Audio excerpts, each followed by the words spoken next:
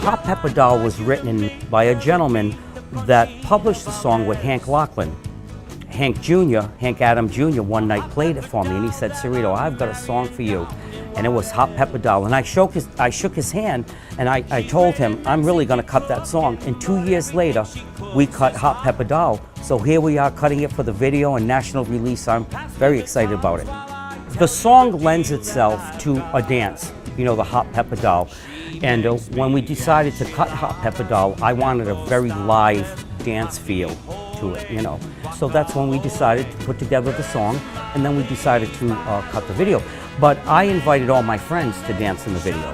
I wanted it to be a video of friendship. We eat for a while, then we go and we sit on the porch.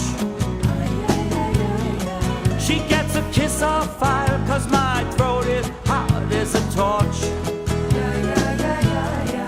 When I put the album together, my music is bilingual, English and Spanish, where I take a traditional country sound and translate it, a verse or a phrase, into Spanish. So when Hot Pepper Doll was pitched, Hot Pepper Doll has all the elements of that Tex-Mex feel to it. So with other songs on the album, it just fit in perfectly. You know, and we decided to cut an album that was gonna hit that bilingual market. Every song on the album is English and Spanish. Every single song is English and Spanish. And we have some great songs on that album. Again, we have songs, I've got a cut with Jet Williams called Mansion on the Hill that Hank Williams wrote in 1950 that we translated into Spanish. It's incredible. Then we have songs like Precious Love. Again, it's very traditional country. And again, you put your English and your Spanish verses in there. So the album was released last year, and the song on there was Donna Carmela Gonzalez, which went #1 in 5 nations, and it went top 30 in the United States.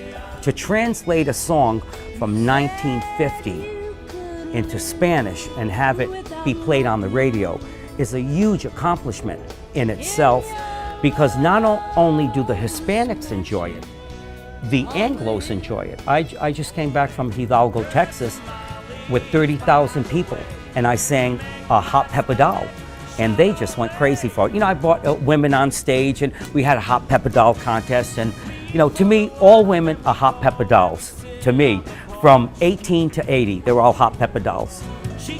3/4 of the world speak Spanish. So to me, I never thought it was a big deal. It was very natural for me. I lived in San Antonio for 5 years. I had a wonderful show on the river. So to sing it in Spanish to me was almost second nature, really. My grandmother used to sing You're Cheating Hot in Italian. So I sang country music, and some people thought it was kind of strange, an Italian from Rhode Island singing country music. And then when I started to sing it in Spanish, it was even more of a like, este muchacho está loco, he's crazy. I had a wonderful opportunity.